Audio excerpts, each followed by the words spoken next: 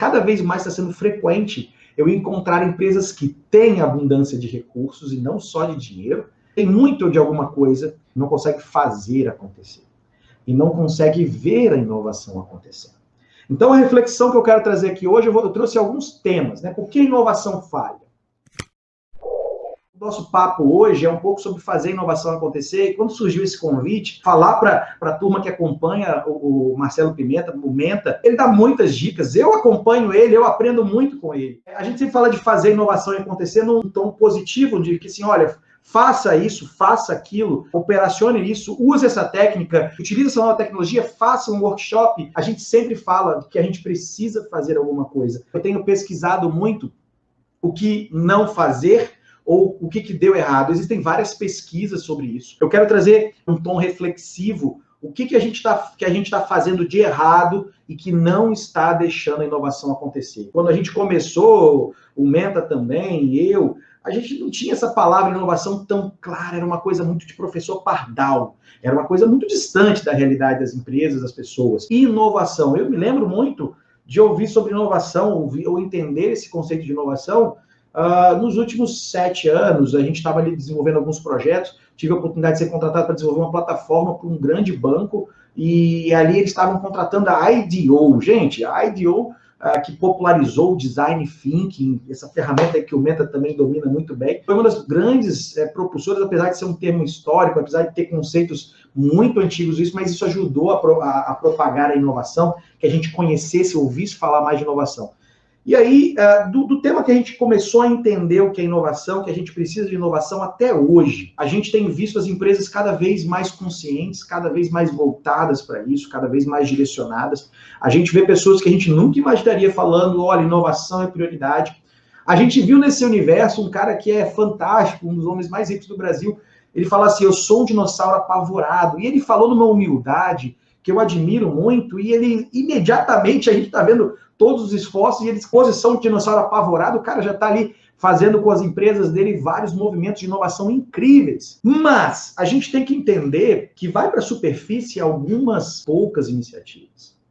Isso porque a gente tem ali até o conceito de funil, né? Você não vão ser todas as ideias que vão florescer, e essas ideias não florescem, essas ideias não têm oportunidade de crescer. A gente planta uma sementinha da ideia, elas não têm oportunidade de crescer, e principalmente, se você ouve alguma dessas frases na sua empresa, se você ouve, já tentamos isso, não temos tempo, não podemos mudar tudo isso, mas será que o pessoal topa? Não é problema nosso, não gostei, dá muito trabalho, é impossível. Se você ouve uma palavra dessa, você não deve acreditar que é apenas uma questão de linguística. Isso... e a gente, quando vai estudando um pouco mais neurociência ou comportamento humano, a gente vai entendendo que o nosso cérebro reproduz exatamente o que a gente pensa. E se você ouve isso na sua empresa, a gente vai entendendo que tem ali um bloqueio, tem ali algumas limitações que são autoimpostas, ou impostas pelas condições, ou impostas pela própria empresa, ou impostas pelo contexto, que a gente precisa vencer. E o nosso projeto é que a gente comece a se atentar para quando essas frases aparecem.